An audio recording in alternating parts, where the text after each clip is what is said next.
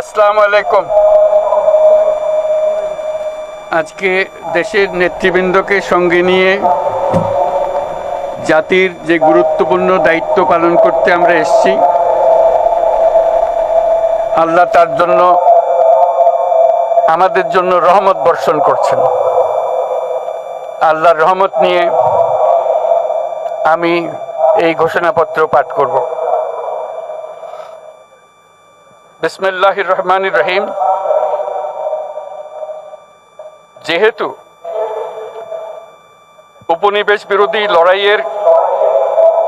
সুদীর্ঘকালের ধারাবাহিকতায় এই ভূখণ্ডের মানুষ দীর্ঘ 23 বছর পাকিস্তানের স্বৈরশাসকদের বঞ্চনা ও শোষণের বিরুদ্ধে রুখে দাঁড়িয়েছিল এবং নির্বিচার গণহত্যার বিরুদ্ধে গণপ্রতিরোধ গড়ে 1971 সালে 26শে মার্চ স্বাধীনতা ঘোষণা করে রক্তক্ষয়ী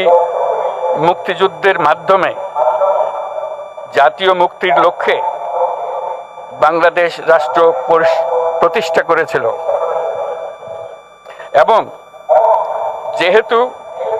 বাংলাদেশের আপামর জনগণ দীর্ঘ আন্দোলন সংগ্রামের মধ্য দিয়ে এই ভূখণ্ডে স্বাধীনতার ঘোষণাপত্রে বিবৃত সাম্য, মানবিক মর্যাদা, সামাজিক সুবিচারের ভিত্তিতে উদার গণতান্ত্রিক রাষ্ট্র বিনির্মাণের আকাঙ্ক্ষাকে বাস্তবায়নের জন্য সর্বোচ্চ ত্যাগ স্বীকার করেছে, এবং যেহেতু স্বাধীন বাংলাদেশের 1972 সালের সংবিধান প্রণয়ন পদ্ধতি এর কাঠামোগত দুর্বলতা ও অপপ্রয়োগের ফলে স্বাধীনতা পরবর্তী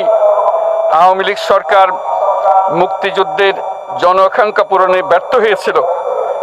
এবং গণতন্ত্র ও রাষ্ট্রীয় প্রতিষ্ঠানগুলোর কার্যকারিতা ক্ষুণ্ণ করেছিল, এবং যেহেতু স্বাধীনতা পরবর্তী আওয়ামী লীগ সরকার স্বাধীনতার মূল মন্ত্র গণতান্ত্রিক শাসন ব্যবস্থার বিপরীতে বাকশাল নামে সাংবিধানিকভাবে একদলীয় শাসন ব্যবস্থা কায়েম করে এবং মত প্রকাশ ও বিচার বিভাগের স্বাধীনতা হরণ করে, যার প্রতিক্রিয়ায় 1975 সালের 7ই নভেম্বর দেশের সিপাহী জনতার ঐক্যবদ্ধ বিপ্লব সংগঠিত হয় এবং পরবর্তী সময়ে একদলীয় বাকশাল পদ্ধতির পরিবর্তে বহুদলীয় গণতন্ত্র, মত প্রকাশ ও বিচার বিভাগের স্বাধীনতা পুনঃপ্রবর্তনের পথ সুগম হয়। এবং যেহেতু 80-র দশকে সামরিক স্বৈরশাসনের বিরুদ্ধে দীর্ঘ 9 বছর ছাত্র জনতার অবিরাম সংগ্রামের মধ্য দিয়ে